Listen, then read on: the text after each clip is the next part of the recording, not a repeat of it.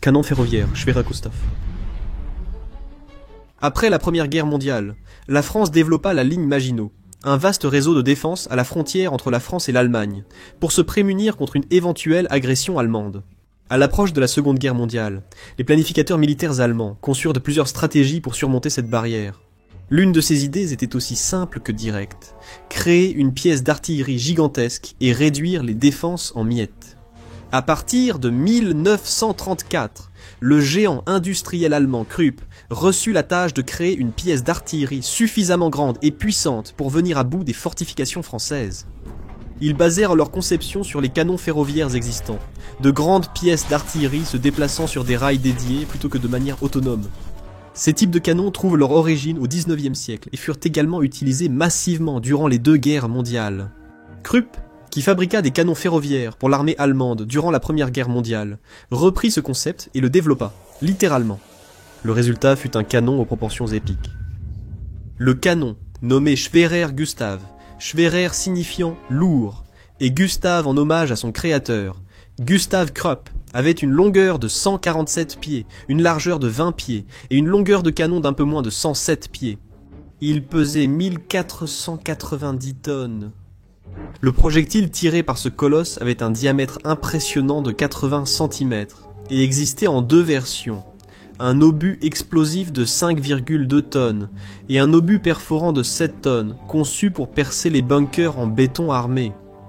Il avait une portée de 29 miles, bien au-delà de toute contre-attaque possible. Comme on peut l'imaginer, le coût de développement et de construction d'un tel canon fut également immense, environ 10 millions de Reichsmarks, une somme colossale pour l'époque, bien que Krupp l'ait offert gratuitement à l'armée allemande pour soutenir l'effort de guerre. 2 canons furent commandés, et bien que les plans aient été établis dès le milieu des années 30, la production fut loin d'être simple. Lorsque la fabrication fut terminée, la bataille de France était finie, et la ligne Maginot, raison d'être du canon, avait été simplement contournée et rendue inutile. Il existe une controverse concernant le nombre réel de canons construits. Les sources conventionnelles indiquent 2 exemplaires, le Schwerer Gustav et un second, nommé Dora, du nom de l'épouse de l'ingénieur en chef du projet. Cependant, il existe des preuves que Schwerer Gustav était la désignation officielle, et que l'équipage le surnommait Dora, menant à croire à tort qu'un second canon avait été construit. Dans tous les cas, le ou les canons ne pouvaient pas être transportés en une seule pièce. Ils étaient démontés en 5 sections distinctes, transportés par voie ferrée à l'aide de locomotives spécialisées, mobilisant jusqu'à 25 wagons. Une fois sur place, il fallait environ 2000 hommes, dont un équipage de 250 personnes, pour préparer le site de tir. Une paire de voies ferrées parallèles devait être installée, ce qui représentait l'essentiel du travail et du temps nécessaire.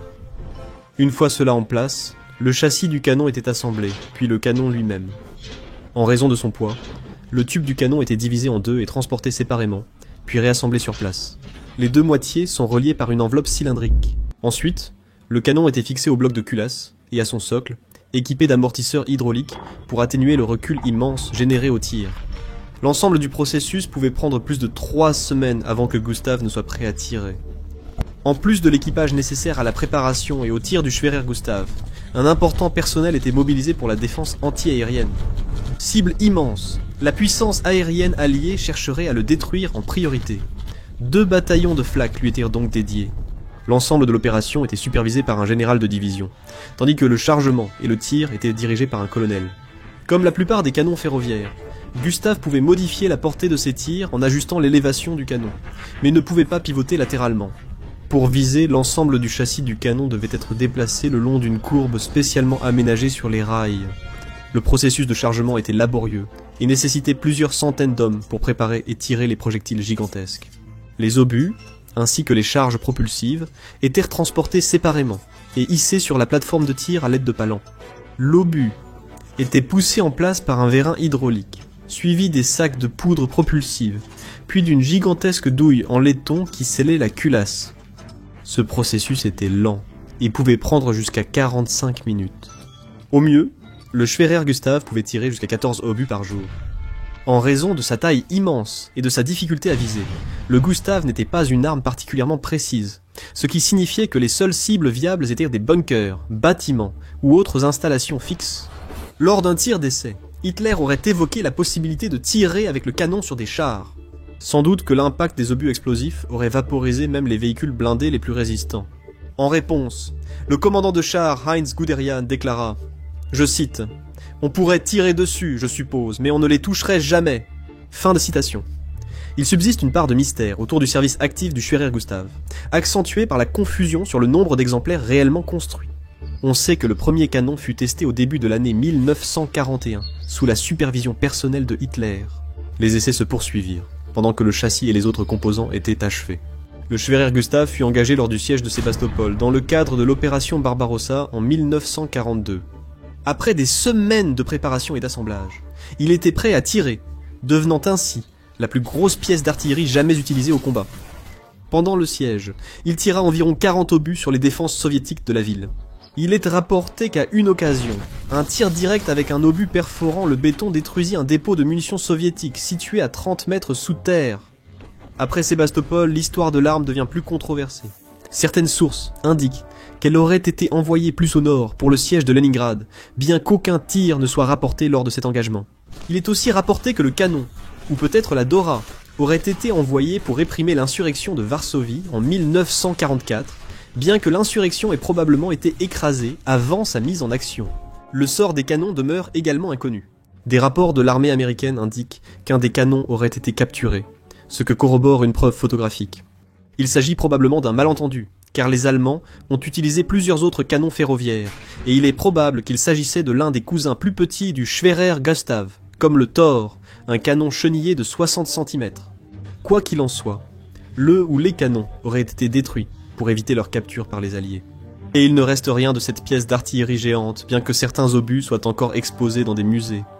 Dans l'ensemble, qu'il y ait eu un ou deux canons, le Schwerer Gustav fut un échec. Pour les ressources investies, l'armée allemande obtint un retour très faible sur investissement. La main-d'œuvre mobilisée pour la fabrication, l'emploi et la défense de l'arme dépassaient largement les bénéfices obtenus. Il était imprécis, capable seulement de frapper des cibles fixes, et encore seulement parfois, avec seulement 10 des obus tirés en combat tombant à moins de 60 mètres de leur cible, certains ratant de plus de 800 mètres.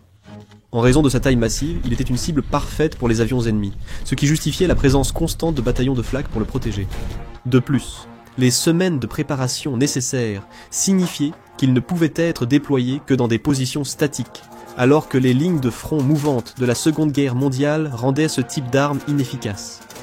La valeur qu'il a pu avoir sur le plan psychologique ou propagandiste fut largement dépassée par son coût. Comme le cuirassé Bismarck et d'autres projets grandioses du Troisième Reich, le Schwerer Gustav incarne le goût de Hitler pour le spectaculaire, plutôt que pour le pragmatique. Il est parfaitement résumé par le chef d'état-major général Franz Halder, qui déclara « Une pièce d'ingénierie extraordinaire, mais inutile ».